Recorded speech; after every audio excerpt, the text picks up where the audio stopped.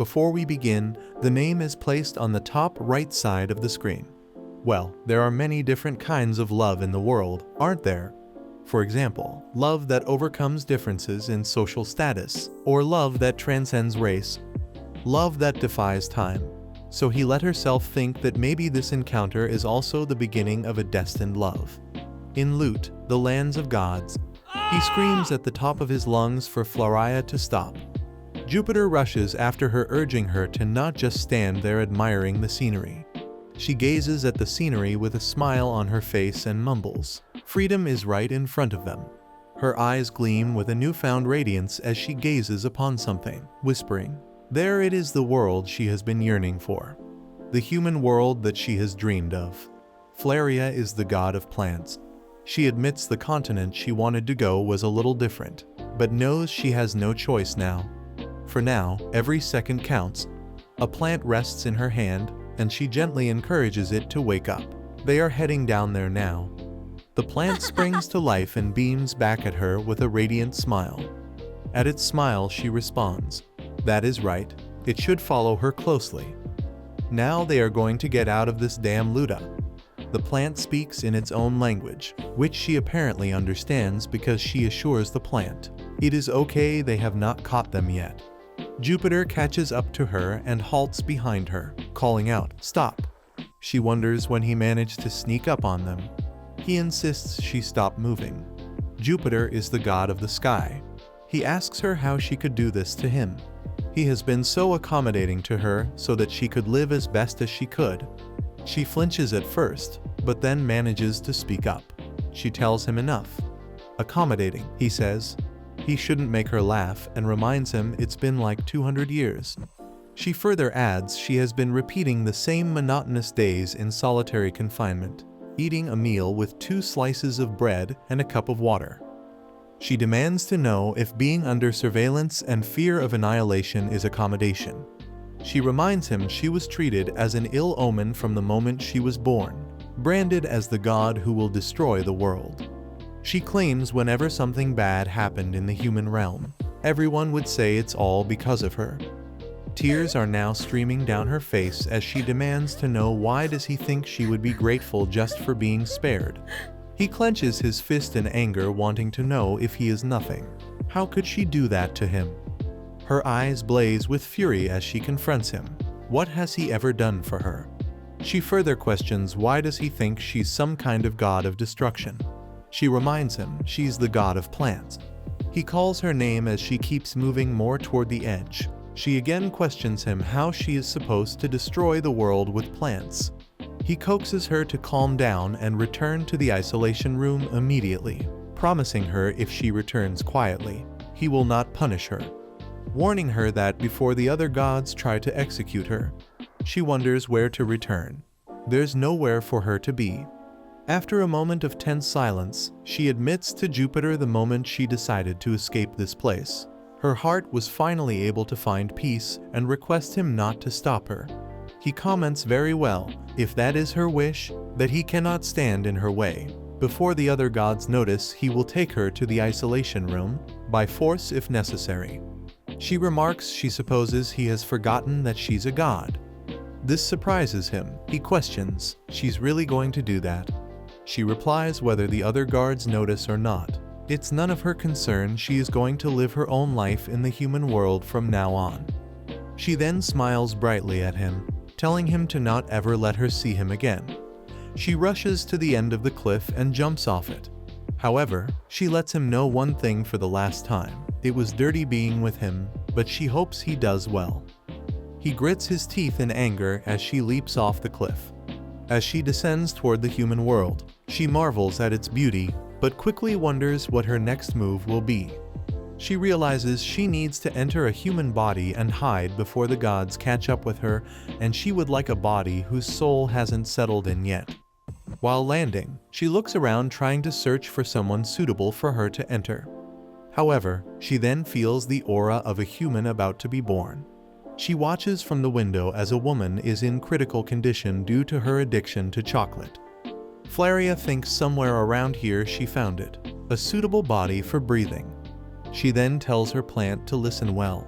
She states there is something absolutely necessary for eating and living well in the human world. The thing is money and lots of it, if possible. She adds the second is status and honor.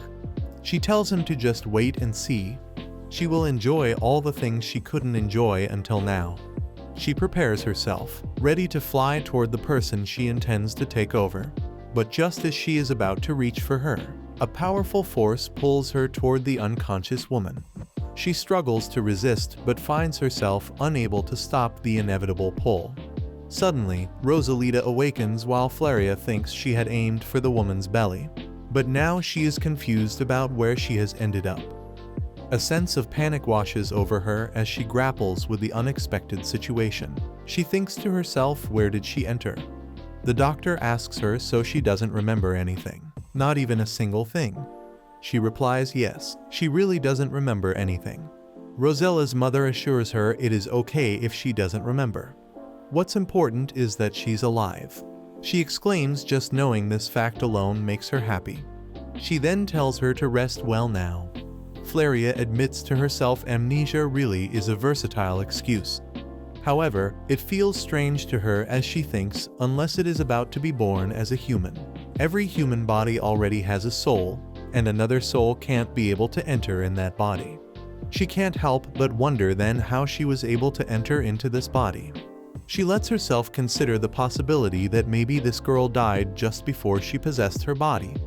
The wingless angel Rosalita Darman in the city of Rhodia, where countless humans live. She is famous to the point where there's no one who doesn't know her. All because of her kind personality and beautiful appearance. There are even plays based on her stories. It was 7 years ago at that time when everyone was in chaos due to a natural disaster in Rhodia. The story of a noble young lady at the age of 13 evacuated everyone. Since that day, all the people of Rhea have been praising her, but not everyone likes her. A noble lady made fun of her, asking what was all about the fuss.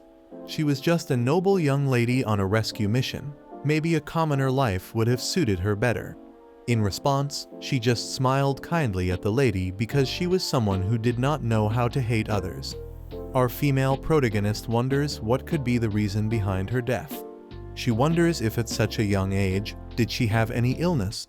Because both her family and the doctor seem to avoid giving a clear answer. She admits to herself she has a caring and good family. She's even popular and has a good personality, and her life is completely different from hers. However, she cannot help but want to know if she was really happy. And is there anything else that she doesn't know about? She also contemplates if she attempted to unalive herself. She groans in frustration, thinking what should she do? Her new life is already tangled from the start. She's aware if she's going to live in this body, she'll have to learn more about Rosalita. She can't just keep asking questions to others. She tries to decide what she should do first. She then reminds herself Rosalita is loved by her family and people around her and tries to convince herself, isn't this much better life than being treated like a disaster? And on top of that, this human is so beautiful. She states she's even from a wealthy and prestigious noble family. She may not fully understand the circumstances surrounding her death, but maybe this isn't such a bad start after all. The plant calls for her. She looks away from the mirror at the plant and asks if he wants her to use her divine powers. She admits it might be difficult to use divine power in a body that is already dead, but it won't hurt her trying. This is why she didn't want to enter the dead body in the first place, but it cannot be helped now. She then asks her plant if there are any other plants nearby. The plant nods, to which she responds, great. She exclaims, let's see if she can use divine power in this body. She steps out in the garden and knows she will have to check first if the plants can hear her. She touches a plant while greeting it. She also requests the plant that if it can hear her voice, could it please respond? She assures it can speak freely since she is on their side, and admits in this world the rain doesn't fall on time, and humans cut down even the carefully nurtured branches. As she inquires about the plant's soil condition and whether it is being properly fertilized, a man gazes at her through the window, confused, unaware of his presence. She continues asking if anything is bothering the plant and assures it she will help. until a voice suddenly calls out behind her, causing her to spin around quickly, startled. The person happily exclaims she's awake, leaving her to wonder who he is. The man apologizes for startling her. He states he saw her outside, so he thought it would be okay to check on her. He is the eldest son of the Darman family, Benjamin Darman.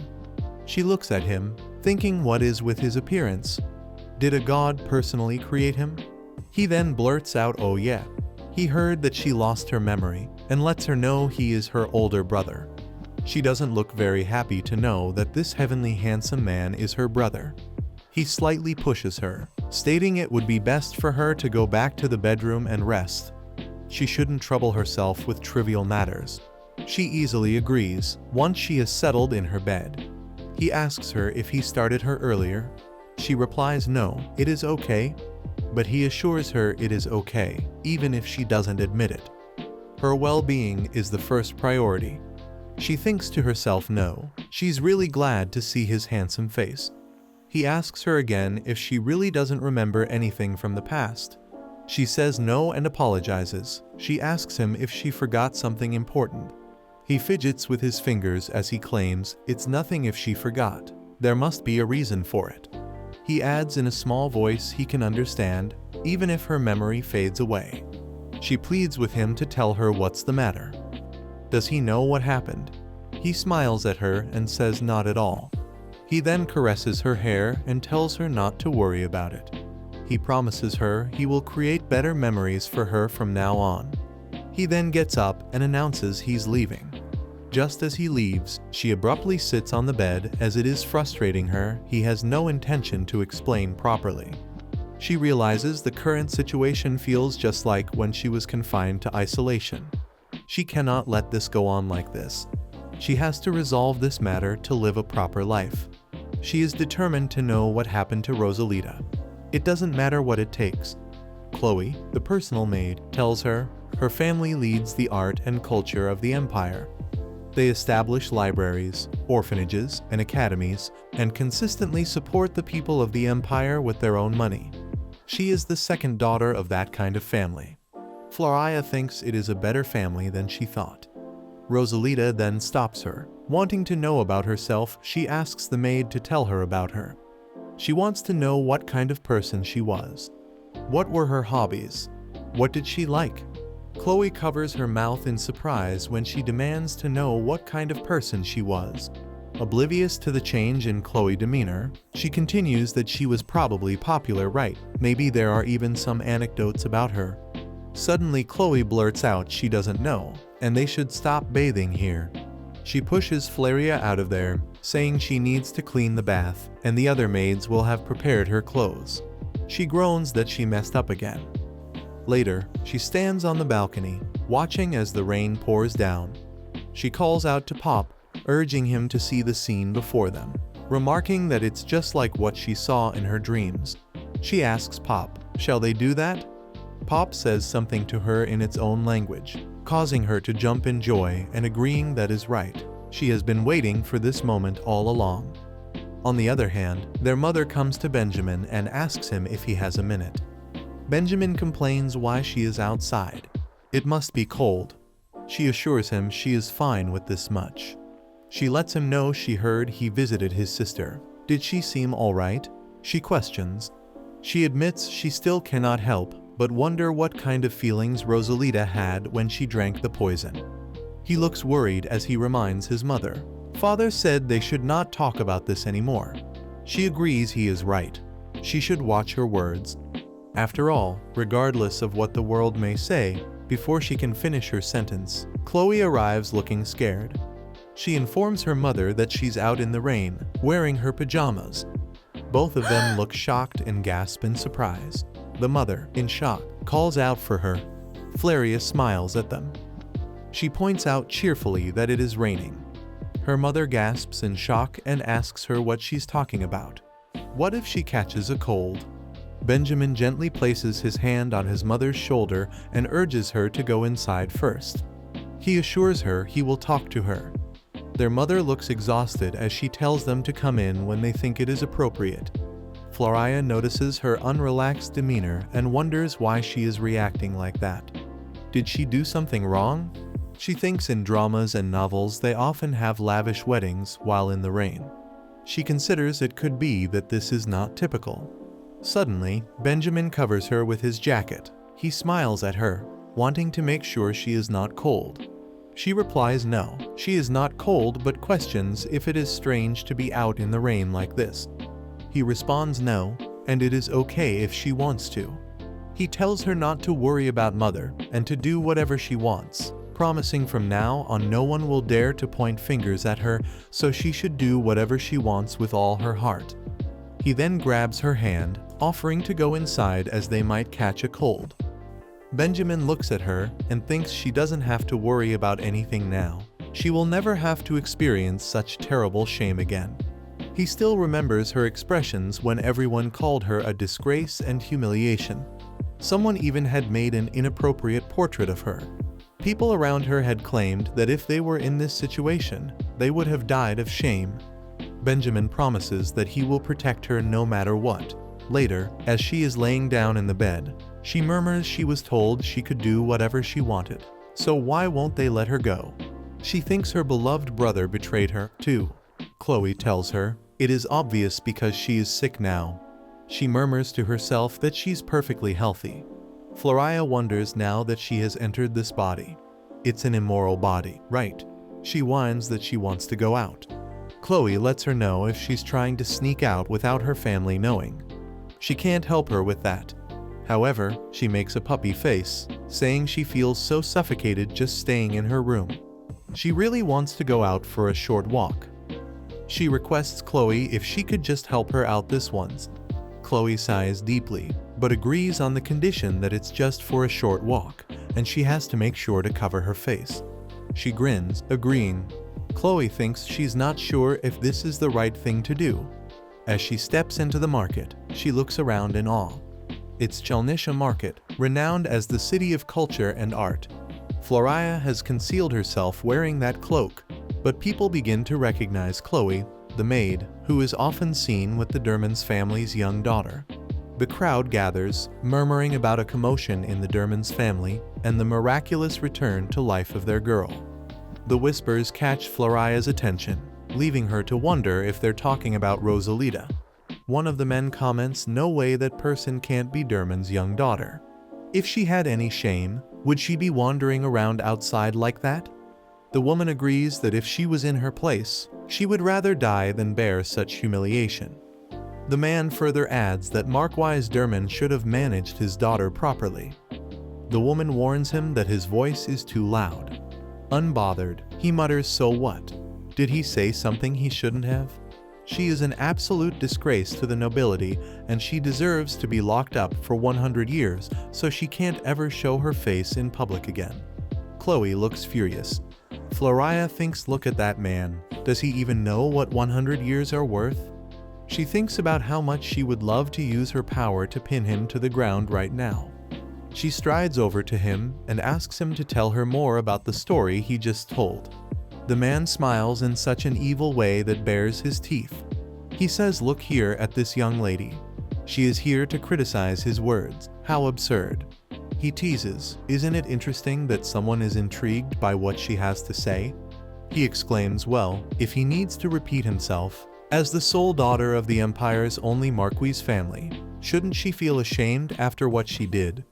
How bold of her to display such behavior and still carry herself so confidently. He then leans in closer, whispering, or perhaps is there something going on behind closed doors, even among the Derman family? And does the whole family enjoy such scandals? Floria wonders about what exactly Rosalita went through.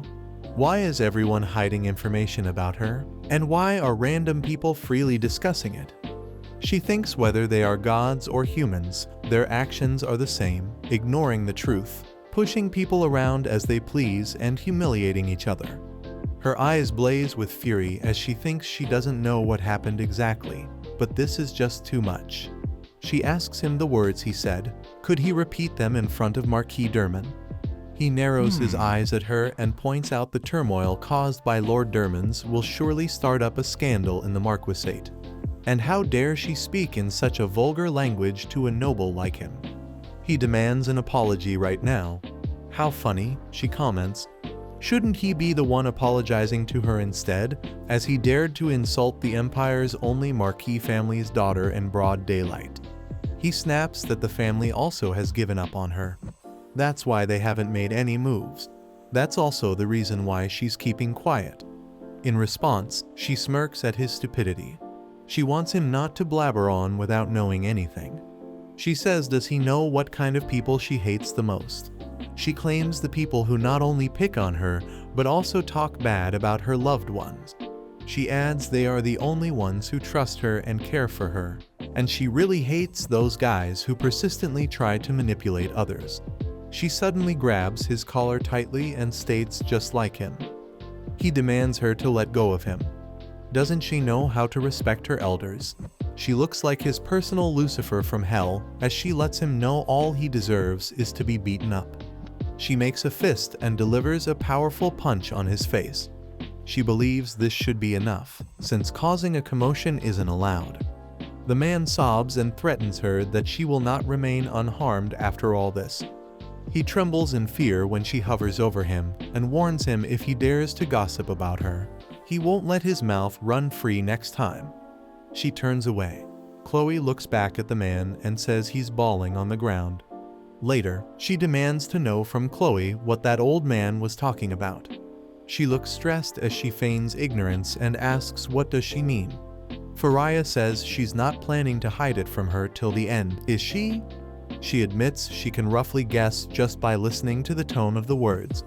Chloe admits she really hasn't done anything wrong and she looks very sad. She further confesses she was just being sincere. Faria now feels sad for digging deeper. She then says all right, she will stop asking if she doesn't want to cause her any trouble. She thinks she might start crying if she keeps this up. Just as she announces they should focus on enjoying the day, she is interrupted by the earlier man and his guards. The man points at her and orders his guards to catch them all. She starts running, urging Chloe to do the same. The guards search for them, wondering where they have gone. One guard reassures the other to calm down, saying it's just a matter of time. There aren't many places here to hide. The man shouts at them to stop talking and catch them. He has already wasted too much of his time because of those rats. Both of the girls are hiding in the corner. When the guards run towards the other direction, Faria sighs in relief. She then goes to look for Chloe and the escort. The further she goes into the alley, the more the atmosphere seems different. She then finds that man inside a shop talking to someone. He apologizes to the other person and asks has he been waiting for that long. The other man replies not at all. That man says he almost got delayed because of that witch. Faria just hopes Chloe and the escort manage to escape safely. The other man reminds him it is still fortunate that their plan worked out and this ended up in their hands. It is a list of emergency supplies.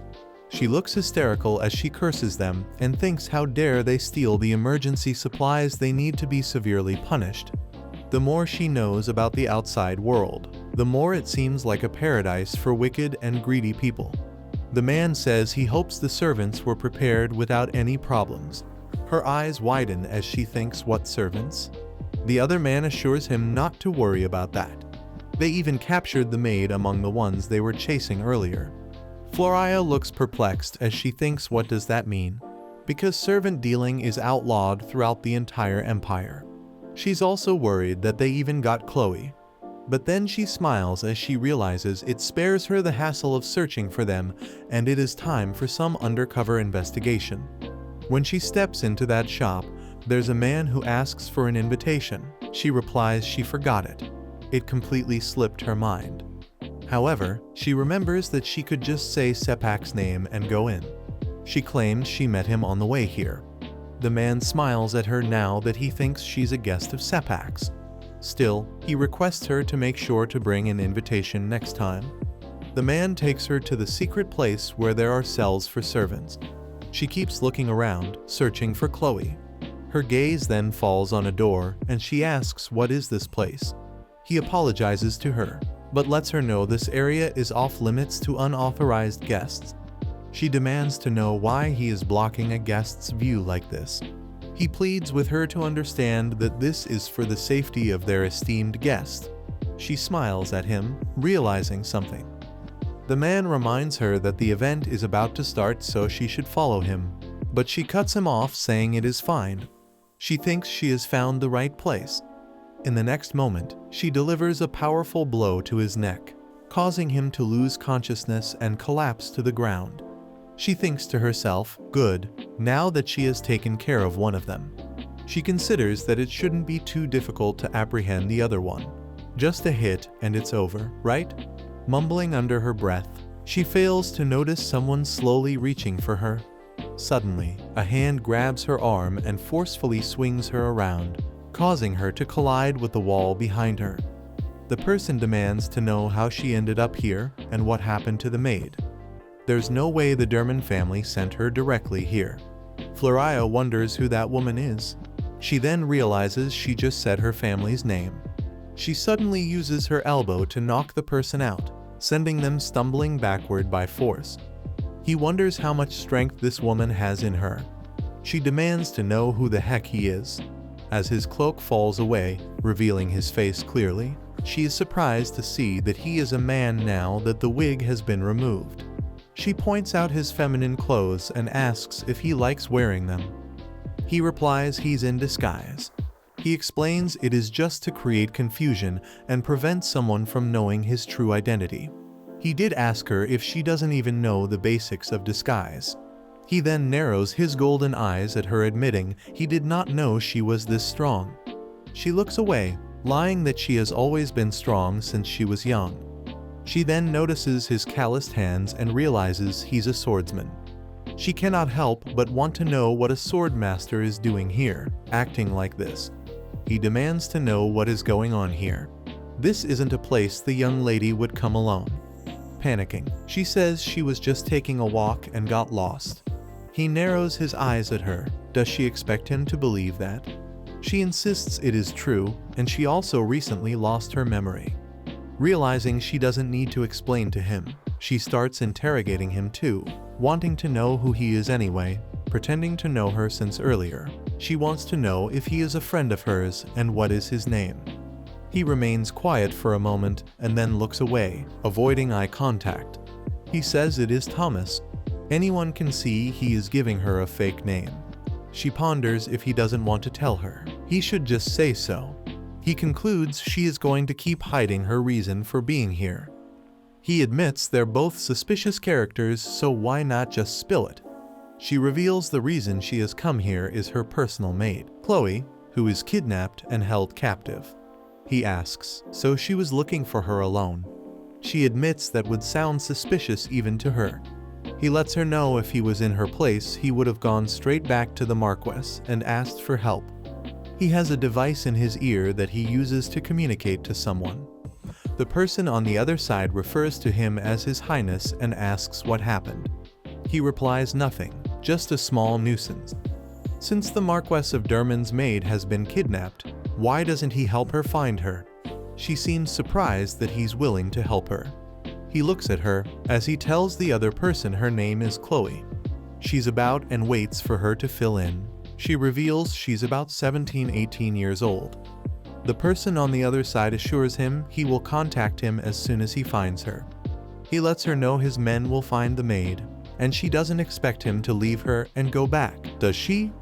She says of course not, but tells him to wait a minute. She needs to pick something before they leave.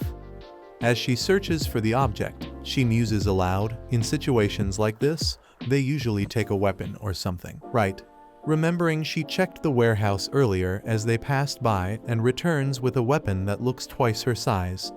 His eyes widen in surprise as he sees it.